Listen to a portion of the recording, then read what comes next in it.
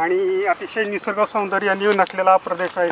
नुकताच जो पाऊस झालाय त्यामुळे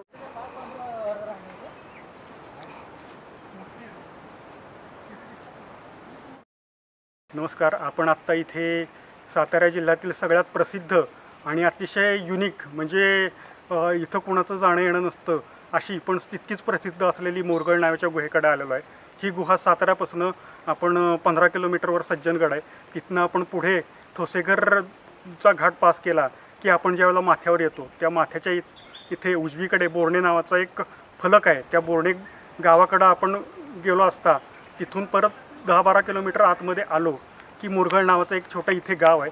त्या गावाच्या इथे ही गुहा आहे आणि ही गुहाची सगळ्यात पहिल्यांदा बघितलं तर 3 मोठी मुखं आहेत किंवा 3 मोठ्या गुहा आहेत आणि ही मुख्य गुहा जी दिसते ती आपण इथं समोर बघतोय।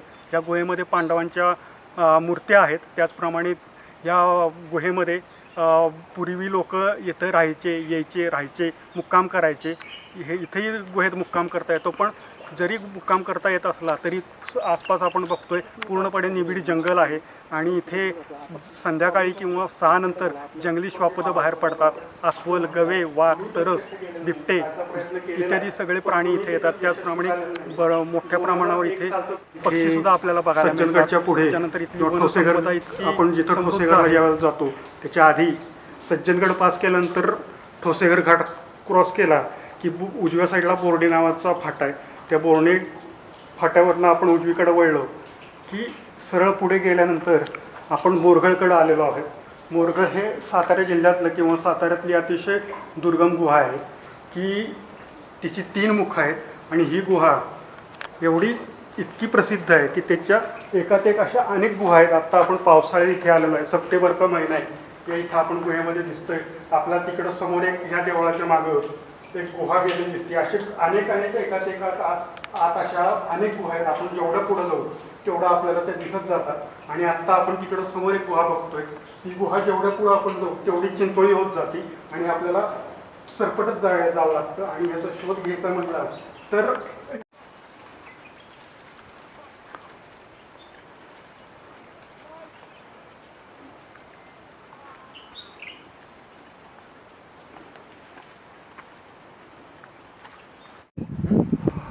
राहायला नव्हते त्यांनी आपलं सांगतात म्हणजे आणि बरं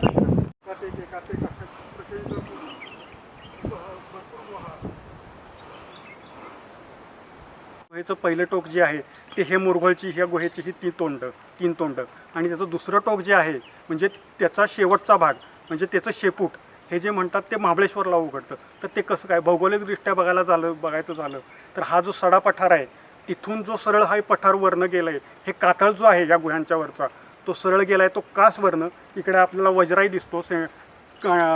केळवली सांडवली धबधब्या याच परिसरामध्ये आहेत आणि तिथच्यावरनंच हे पठार सरळ गेलं आहे ते कासपासनं आणि कासच्या इथून जे सरळ पुढं गेलेलं आहे ते महाबळेश्वरपर्यंत हे सगळं पठार आहे आणि त्यामुळं या गुहेचा हे पहिलं टोक म्हणजे हे मुख आणि त्याचं दुसरं तोंड म्हणजे हे महाबळेश्वरची गुहा असं समजतात।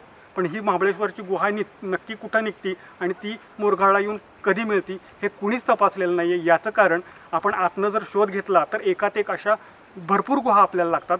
या गुहेचं मुख अतिशय उंच आहे, 8 ते 9 फूट ही उंची आहे। पण जसं आपण आतमध्ये या गुहांमध्ये जाऊ तसं छोट्या गुहा आपल्याला बघायला मिळतील डावीकडे उजवीकडे आणि जेवढा आत जाऊ तेवढा आपल्याला पलिता किंवा दिव्याच्या साह्याने आपल्याला आतमध्ये जावं लागेल आणि जेवढं आपण आत जाऊ तेवढा ऑक्सिजन कमी होतो। त्यामुळे या गुहांचा शोध घेणं किंवा त्या किती लांब आहेत हे कळणं हे तसं बघायला गेलं तर पूर्णपणे याचा शोध घेता येणं अशक्य आहे। आत्ता आपण पावसाळ्यात आलेलो आहोत, सप्टेंबरचा हा महिना आहे, अतिशय प्रचंड पाऊस इथे पडलेला आहे। हा जो भाग आहे तो सातारा जिल्ह्यातल्या सर्वाधिक पाऊस पडणारं हे ठिकाण आहे। तर इथं आत्ता या सप्टेंबरच्या महिन्यात आपण इकडे बघतोय कारवी फुललेली आहे, उलटी टोपली कारवी जी 7 वर्षांनी उगवती ती इथं आसपास आहे। ह्या तेरडा इथं आलेला आहे आणि याच्याशिवाय सुद्धा अनेक प्रकारचे पक्षी प्राणी त्याच्यानंतर कीटक फुलपाखरं ही अतिशय समृद्ध जैवविविधता की जी ह्या पश्चिम घाटमध्ये हा भाग मोडतो इथे आहे आणि हा भाग हा सर्वात समृद्ध आहे। कुठेही इथं कुठल्याही मानवाची इथं कुठलाही हस्तक्षेप नाही असं एक युनिक आणि ऑफबीट असं ठिकाण आहे। अतिशय सुंदर असं हे ठिकाण हे तुम्ही निश्चित बघायला या, पण तिथे कचरा आणू नका निसर्गाचा तुम्ही आनंद घ्या, आस्वाद घ्या आणि निसर्गाला निसर्गाप्रमाणेच वागवा.